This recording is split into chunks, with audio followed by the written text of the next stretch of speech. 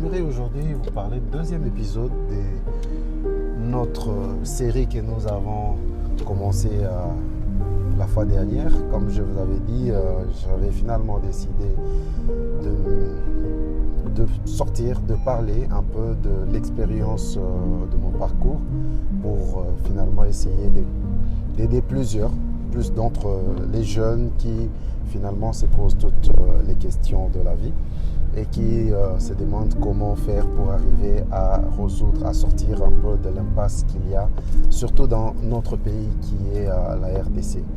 Si vous m'aviez suivi dans notre premier épisode, ou ceux-là qui n'ont pas suivi, je vous recommande d'aller sur notre site sur YouTube, Sceptre Royal TV. Vous allez avoir le premier épisode, ça vous permettra d'avoir une idée sur ce que nous parlons dans ce deuxième épisode. Alors, deuxième épisode, nous avons prévu de parler sur le parcours.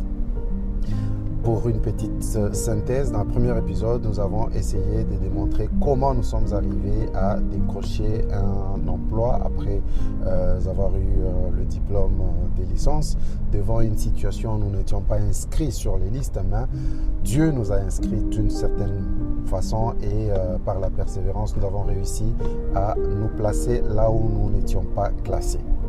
Aujourd'hui, nous allons parler de notre parcours, de ce que nous sommes devenus, de ce que nous avons fait 12 ans passés ou 13 ans passés, parce que c'est depuis 2012 que cette aventure a commencé. Alors, nous avons commencé en 2012, après avoir décroché le premier emploi, juste au sorti de l'université. Nous avons travaillé dans cette première banque pendant 8 ans, ou 7 ans et demi, quelque chose comme ça, 7 ans et demi, où nous étions au poste de commercial pour des entrepreneurs. Nous avons travaillé d'arrache-pied sur toute cette période. Mais si je suis en train d'évoquer ce deuxième épisode, c'est pour, en fait, en quelque sorte, essayer de vous montrer que tout n'est pas facile. Même dans le domaine, dans les secteurs du travail, parfois il y a toujours des blocages, des situations, des crocs en jambes ou des situations compliquées.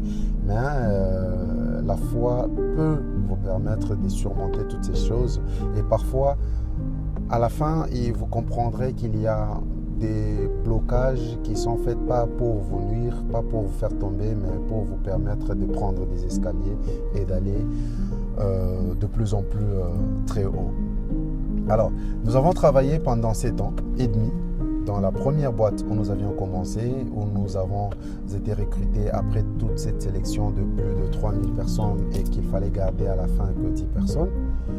Au bout d'un temps, nous n'avions pas rencontré des obstacles, surtout avec la hiérarchie, qui est la hiérarchie, le top hiérarchie de la banque, qui, je ne sais pas pour quelle raison ici, mais qui à tout prix n'était pas ou était en contradiction avec nous et ne voulait pas que nous puissions continuer à exister dans cette boîte. Et c'était des combats énormes durant les 3 dernières années, s'il faut le dire, de notre carrière. À tout prix, il a mis mon nom sur la table, si je peux compter le nombre de fois, parce qu'on m'a informé par les miens qui étaient dans l'équipe de gestion, plus de 4 fois durant les 3 dernières années de ma profession pour que je parte. Mais à chaque fois qu'il mettait le nom sur la table pour me faire partir, tous ceux-là qui étaient autour de la table et même les autres managers posaient la question: c'est quoi la raison pour laquelle il devra partir? Parce que, étant commercial, je faisais toujours l'effort d'être les meilleurs dans mon travail. Toujours des cotes de 80%, là où celui qui pouvait venir après pouvait avoir 40% des réalisations, ainsi de suite. Mais une chose est vraie, avec cette situation, j'ai eu un vrai souci de promotion en termes de fonction. Parce que je suis resté 7 ans et demi en tant que commercial, alors qu'il y a certaines personnes de ma promotion qui étaient encore à la banque, arrivaient à devenir des coordonnateurs des crédits dans la boîte. Mais moi, j'étais toujours retenu là-bas, malgré mon excellence. Et à chaque fois qu'on proposait mon nom pour la promotion, ils disaient toujours non. Lui, pas pour l'instant, pas pour le moment, pas pour l'instant. Pour quelle raison? On ne savait pas. Mais comme je le dis, parfois Dieu envoie des adversités pour nous permettre d'aller de plus en plus haut. Mais une chose est vraie, c'est que malgré qu'il me refusait les postes de management, mais il ne réalisait pas qu'il mettait en place des mécanismes, des stratégies pour booster ou pour motiver et encourager les équipes. Et tout ce qu'il mettait en place, ça allait toujours à ma faveur. Ce qui fait qu'à chaque année qu'il y avait des augmentations, j'avais toujours des très bonnes augmentations.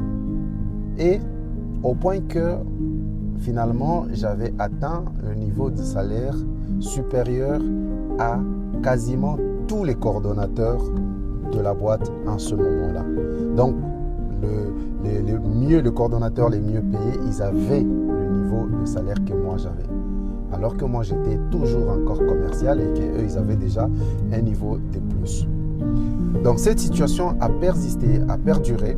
Et je me rappelle pour la petite histoire, c'est qu'une fois, la toute dernière fois, il avait finalement voulu mettre à la porte plusieurs agents dans mon service et il en avait mis plusieurs. Et quand il est passé, quand on délibérait finalement pour tout le monde qui devrait partir, on arrive à mon nom, on lui dit, lui on ne voit pas pour la raison pour laquelle on devra le faire partir parce qu'il a des bons chiffres, ainsi de suite.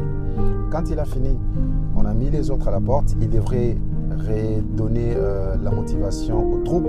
Il nous a tous convoqués dans notre département pour dire ceux qui sont partis sont les médiocres, vous qui êtes restés sont des meilleurs. Et d'ailleurs, pour la preuve, c'est que vous qui êtes restés, je vais vous faire une augmentation tous azimuts. Et je me rappelle, sa phrase, c'est qu'il a dit vous aurez des augmentations, mais sous forme de quartiles. Ça veut dire qu'il y aura des quartiles -1, des quartiles 0 et des quartiles 1 en fonction de ce que vous faites, vous avez comme réalisation. Ceux qui ont les quartiles -1 auront une augmentation d'un grade. Et ceux qui ont les quartiles 0, une augmentation de 2 grades. Ceux qui ont les quartiles 1 auront une augmentation de 3 grades. Et je me rappelle qu'en ce moment-là, quand on classait les réalisations sur cette période-là, j'étais le seul qui était à 75%, alors que celui qui pouvait venir après moi était à 50% par là. Il a demandé à ses équipes, à nos chefs de faire ce travail-là pour finalement classer les personnes selon leur réalisation. Ils ont fait le travail et lorsque nous avons reçu l'augmentation, j'étais surpris. J'ai appelé un de mes chefs, j'ai dit, attendez, ceux qui avaient travaillé sur le dossier, j'ai dit, apparemment, on s'est trompé sur moi et quoi. Il dit, non, qui t'a dit qu'on s'est trompé, c'est ça que tu mérites. Je vous assure que c'était quand même une augmentation assez conséquente que je ne pouvais pas imaginer avoir en ce moment-là, surtout dans cette adversité qu'il y avait. Et arrivé le jour où le temps avait sonné et qu'il fallait que je parte, parce que Dieu avait finalement permis que je puisse trouver un autre job, je dépose ma démission. Je suis allé déposer ma démission aux ressources humaines. Et je me rappelle la personne au RH qui était là en ce moment pour réceptionner, il a refusé de réceptionner ma démission. Il m'a dit tu devrais d'abord discuter avec ton chef avant de venir ici pour que tu déposes ta démission. Bon, il m'a convaincu, j'ai dit pas de souci, je veux rentrer pour discuter avec mon chef. Tous les managers étaient réunis en retraite, ils étaient en train de travailler sur la stratégie et la vision de la banque. Juste quand je quitte les RH, la dame a pris le téléphone, a appelé le DRH pour lui dire que voilà, telle personne est venue déposer la démission. Je ne l'ai pas reçue et voilà. Et curieusement, moi qui étais sur la liste noire du top management pour que je parte, lorsque le DRH lui annonce que telle personne est en train de démissionner, ma question a été évoquée en plein réunion des managers où il donne l'injonction à mes chefs de me persuader de ne pas partir alors qu'il m'a bloqué pendant tout le temps. Et les chefs sont venus, ils ont commencé à me donner des arguments. Je me rappelle, un de mes chefs m'a donné un argument comme quoi, regarde, ton nom est déjà sur la liste parce que tu devrais être nommé coordonnateur à Bukavu. Et il ne reste plus qu'une signature, qui est la dernière signature pour que voilà, on puisse vous affecter. je lui ai dit, avec tout le respect que je vous dois, le temps est déjà passé, le temps où je pouvais attendre ça est déjà passé, et que quand le vin est tiré, il faut le boire. J'ai décidé de décliner l'offre et de partir. Mais Dieu avait son plan. J'ai décliné l'offre, je suis parti dans une autre boîte. Et dans cette boîte, je suis parti toujours comme commercial. Je ne suis pas parti sur un poste de responsabilité, toujours comme commercial. Et en restant bien sûr sur Kinshasa. Et au bout de 6 mois, une autre banque me contacte pour le poste de chef du département de PME. Et j'ai passé les entretiens, les interviews comme il fallait, comme tout le monde. Et j'ai été retenu.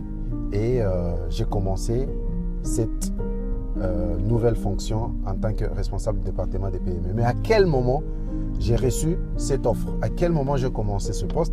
J'ai été embauché dans cette boîte pendant la période de Covid et pendant la période de confinement. Ça veut dire que quand les gens étaient confinés, quand les boîtes cherchaient à se dégraisser à cause de la situation de confinement, moi j'ai eu un emploi en ce moment-là. Et la boîte où j'étais parti pour quitter la première banque où j'étais finalement et je suis parti, je n'ai fait que 6 mois.